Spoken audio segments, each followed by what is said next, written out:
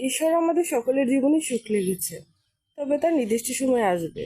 তিনি তার ক্যালেন্ডার আমাদের সাথে শেয়ার করেন না। তো হ্যালো এভরিওয়ান, আসসালামু আলাইকুম। সবাই কেমন আছো? আশা করি ভালো আছো।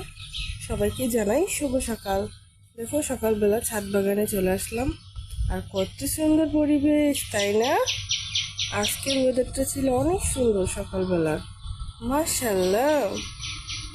কথাই জানেন, সকালবেলায় একমাত্র শান্তির বাতাস, ঠান্ডা বেহেশতি বাতাস পাওয়া যায়, তাও আবার ভোরবেলা 5:30-6টার দিক।